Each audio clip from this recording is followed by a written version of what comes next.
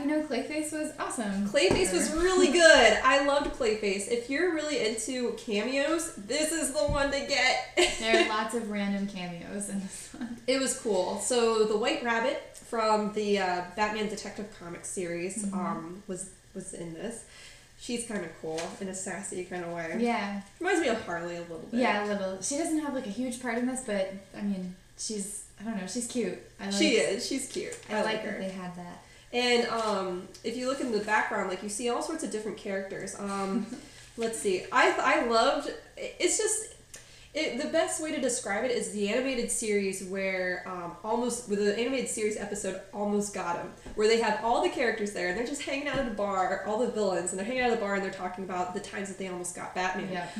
It's a similar setup here. Clayface, a job goes wrong, or because of him essentially, because he's a hothead. Yeah, he's a doofus hothead, and he goes into the bar. He's like, yeah, I'm getting free drinks now. This is cool, because he used to just dress up like a human and go in and have drinks there. Now all the villains are just hanging out there chilling, having a good time, and they're very casual talking to each other. And I mean, you see all sorts of people in there. You see White Shark in there. You see the White Rabbit. Who else do you see? I think towards the end, the second time he goes into the bar, he sees some of the bigger names. He sees Killer Croc. I believe that's who that is. Yeah, Killer Croc. They always draw him differently. You see Mr. Freeze. I'm not sure if that's Yo-Yo. I'm not sure who that is. But that kind of looks like the Mad Hatter off in the corner on the right.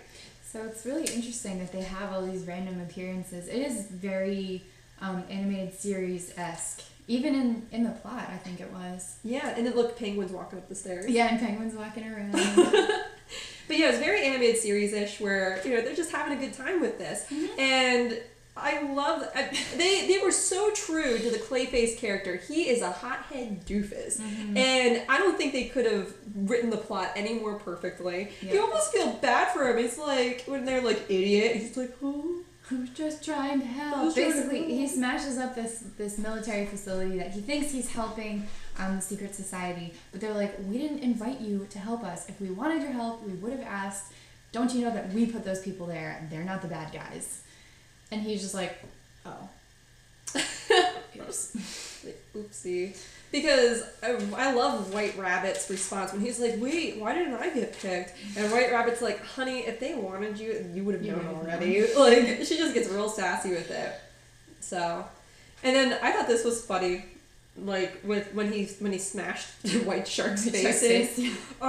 Because if you look, I don't know, I was really focused on the perspective here for some reason. I was like, okay, he's here. Now he's walking around to the side.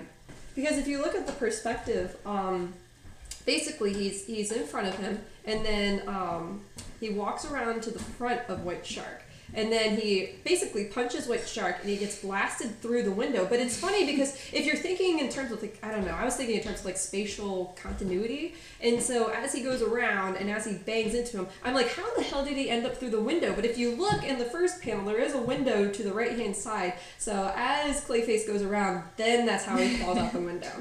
Because I was trying to figure out, I was like, wait, where was there a window? And then spatial, I don't know. I just thought that was kind of cool for a 2D sort of thing for them to plot that out. And I guess that they always think about that, but this one was just more so like perfect spatial like recognition. So, But yeah, it's interesting because it shows his like temper, but it also shows that a lot of the time he just tries too hard. Yeah, you almost feel bad for him. It's like he's like, I want to be the boss, and like he just keeps on feeding the reputation of him as a hothead idiot. And people are like, just stop, just sit down. It's okay. Just take a break. just relax, dude.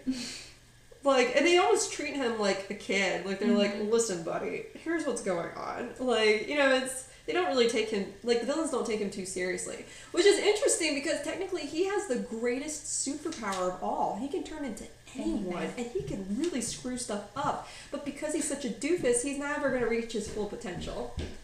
Clayface powers, you're doing it wrong. Gotta be better at that, Clayface.